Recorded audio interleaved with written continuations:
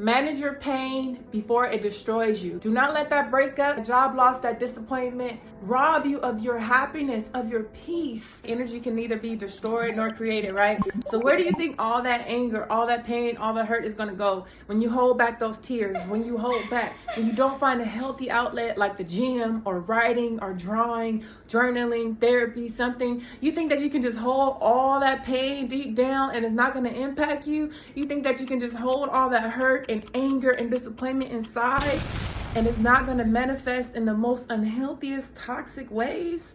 You are only prolonging a process that you're going to have to keep going through the cycles. You're going to have to keep going through the motions. Every now and then it's going to bother you. Some people literally have mental breakdowns because they keep going through stuff. They don't acknowledge it, and then one day they snap.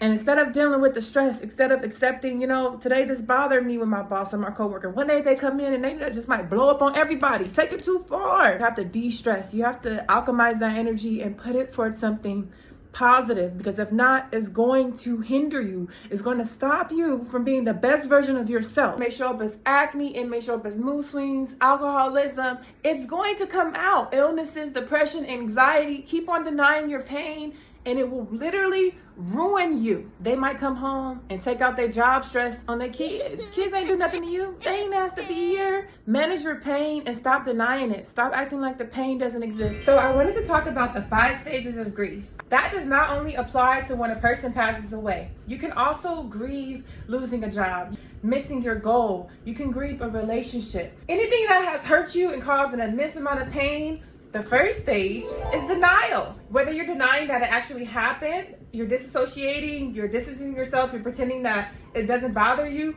But the sooner you get away from denial, the sooner you can start healing and feeling better, right? The sooner you can see the situation for what it is and not what you want it to be. Oh my God, I'm so angry right now because I forgot to do the second stage of grief, which is anger. You're looking for someone to blame, whether it's you, your spouse, God, the nurse at the nursing home. If y'all didn't do this, he would have never died. If that lady didn't come in, I would have never lost my job. Y'all need somebody to blame. But a lot of times that actually doesn't help the situation. It only makes it worse and it prolongs your grieving process. So if you're feeling angry, it's normal, okay? And you will get through it. Instead of letting it go, you start to bargain like, dear God, please just send her back to me. I promise I'm not gonna be a lying, cheating son of...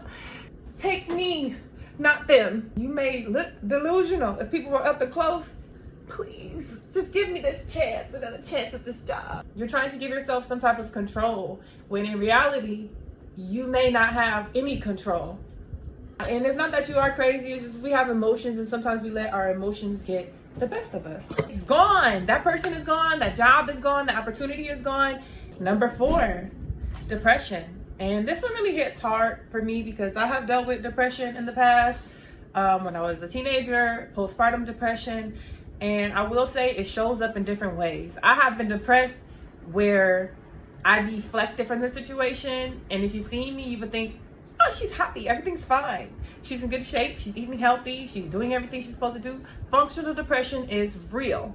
I have also been depressed to the point where I was big. I had acne. I was drinking every day. I was sad. I was crying.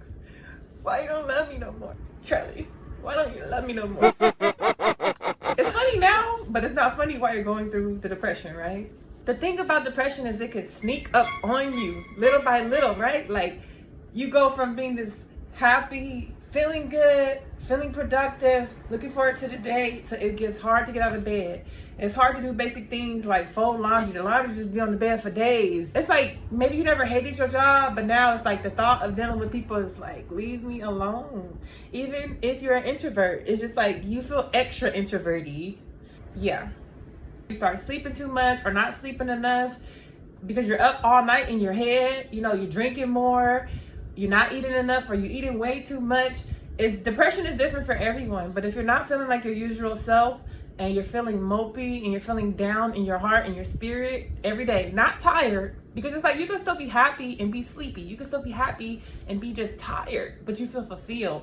It's different strokes for different folks, but just check in with yourself and make sure like, how am I feeling? How have I been feeling since this incident happened? Am I depressed? Acceptance. Da, da, da, da. It doesn't mean that you're actually okay. It just means that you've accepted the situation for what it is. You accepted, this is my reality. She's never coming back. I can't bring them back from the dead. I have to accept and move forward and get this funeral done. You've accepted that you didn't lose weight. You've accepted that you can't get your job back. Even though it was one bad day, you flipped out and they fired you. It's done. He don't want me. Honestly, I didn't even want him. Honestly, we weren't even compatible. What was I even doing? After a job loss, you may say, that was a good job, but that doesn't define me. That doesn't define my worth, my value. And guess what? I possibly could get another job if I stopped sitting up eating ice cream, watching Sex and the City, crying about that one. I can't change the past, or can you? No, you can't. You can start shaping your future. Like, you can't change what has occurred, but we can start getting towards something that will bring you more happiness, more joy, more peace, more freedom, more money. For the stages of grief, everyone goes through it differently. Sometimes you don't go in the stages of grief in that order, and sometimes you may revisit the first or second stage.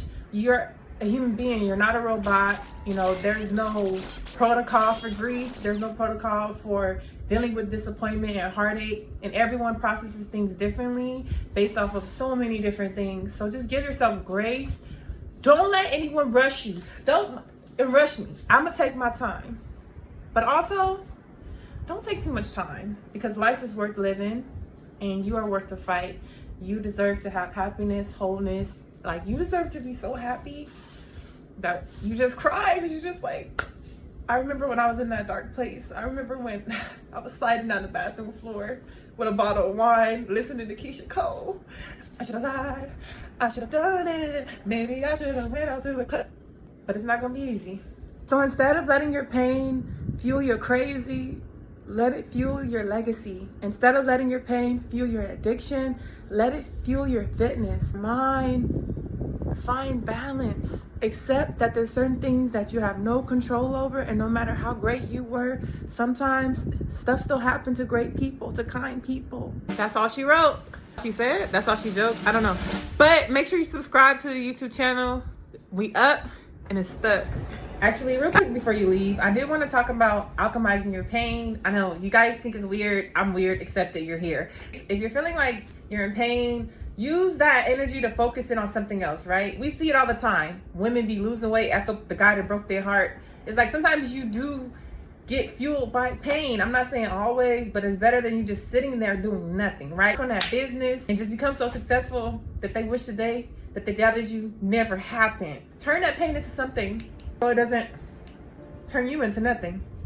A video where a guy was like, I'm gonna leave my kids with their mom because they have a higher chance of going to the NFL. And I'm like, oh my God. Some people who really got out the mud, they are dedicated because they've had it tough their whole life. Alchemize your pain and come back and tell me, I did this. I made it happen. I didn't let it break me. I let it make me into a beast. Beast mode.